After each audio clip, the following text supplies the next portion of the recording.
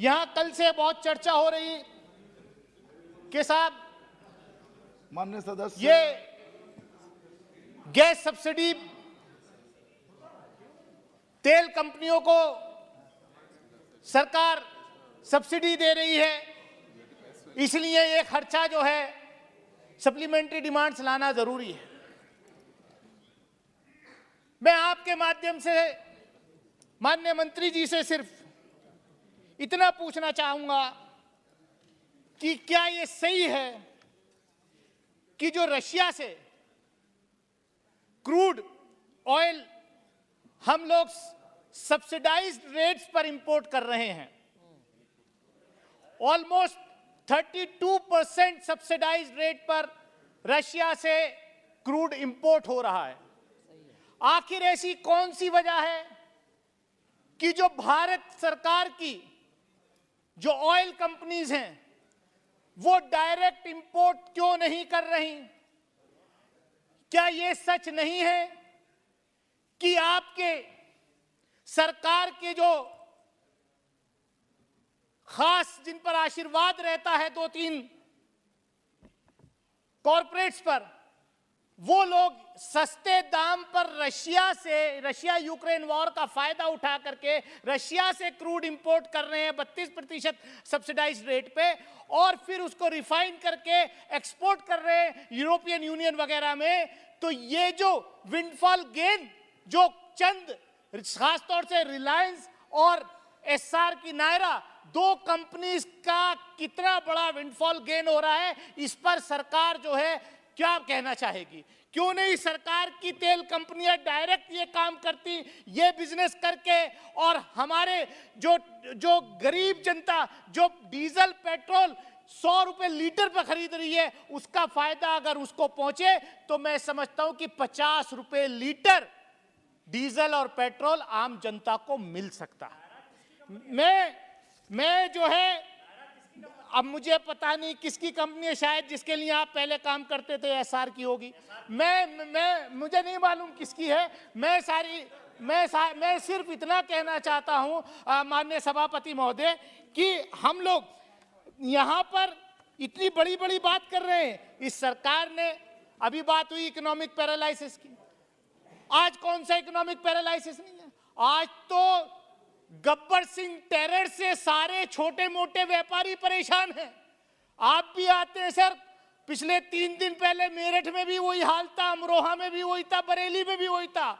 GST के नाम पर रेड जो है, किसी बड़े उद्योगपति घरानों पर रेड नहीं करती है सरकार, ऐसे लोगों पर नहीं करती जिनका मैं नाम ले रहा हूं, उनको तो जो एग्जेम्पशन दे देती है। लेकिन जो बेचारा ठेले पर पकौड़ी तल के बेच रहा है, आपने नौजवानों को रोजगार तो दिया नहीं। आदरणीय प्रधानमंत्री जी ने कहा था कि यह भी रोजगार है कि स्टूडियो के बाहर जो पकौड़ी तलने का पकौड़े तलेगा, वो भी तो एक रोजगार है। लेकिन आज तो हालत ये हो गई, उत्तर प्रदेश के अंदर जो पकौड़े तल रहे ठेले पे लगा करके जीएसटी की रेट उन पर हो रही है। सभापति महोदय, मैं कहना चाहूंगा आपसे कि डिमोनेटाइजेशन आपने किया कि साहब टेरर खत्म करेंगे, ब्लैक मनी जो है कैश खत्म करेंगे, नकली नोट खत्म करेंगे। मैं समझता हूं डेटा सबके पास है, नकली नोटों का सर्कुलेशन उस वक्त से ज्यादा हो गया, जो कैश करेंसी प्रिंट थी आज 2 गुना से ज्यादा हो गई। तो आपकी जो पॉलिसीज हैं उस पे आप क्या कहना चाहेंगे? मैं माननीय मंत्री जी जब जवाब देंगी तो ये मैं उम्मीद करूंगा कि ये मुझे बताएंगे। सभापति महोदय, मेरा समय है, मैं आपके माध्यम से, सभापति महोदय, इस देश का विकास, माननीय प्रधानमंत्री जी का नारा है सबका साथ, सबका विकास और सबका विश्वास। लेकिन ये हो क्या रहा है कि प्री मैट्रिक स्कॉलरशिप तक खत्म कर दिया आपने। जो एससी एसटी ओबीसी माइनॉरिटीज के बच्चे थे, वो आप चाहते हैं कि वो स्कूल ना जाएं, वो पढ़े ना। जो मौलाना आजाद नेशनल फेलोशिप थी वो आपने खत्म कर दी। आप कर क्या रहे हैं? सच्चर कमेटी ने इस देश में बताया, डायग्नोस किया कि किस तरीके से इस देश के अंदर माइनॉरिटीज के बच्चे जो हैं, पर्टिकुलरली मुस्लिम माइनॉरिटीज के बच्चे कितने पिछड़े हैं।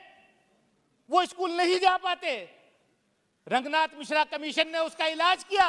सभापति महोदय, मैं बस 2 मिनट में अपनी बात खत्म करूंगा। रंगनाथ मिश्रा कमीशन ने उसका इलाज दिया, लेकिन सरकार सुप्रीम कोर्ट में एफिडेविट देती है कि साहब रंगनाथ मिश्रा कमीशन ने तो सिर्फ जो है 4 दीवारी में बैठ करके ये रिपोर्ट तैयार कर दी। मैं पूछना चाहता हूं आपके माध्यम से, हम तो सर्वजन सुखाय सर्वजन हिताय की बात करने वाली पार्टी से हैं, लेकिन आपने जो 10% इकोनॉमिक क्राइटेरिया पर रिजर्वेशन दिया, उसका सर्वे कहां हुआ था?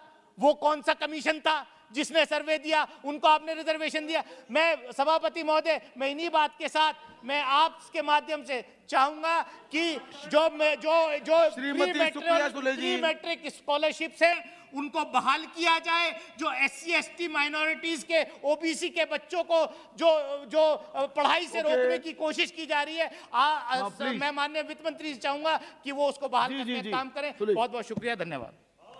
Thank you sir. अगर आप चाहते हैं गरीब हर वंचित इंसान की आवाज आप तक पहुंचे तो हमारे चैनल को सब्सक्राइब करें और बेल आइकन का बटन दबाना ना भूलें। देखते रहिए बहुजन न्यूज।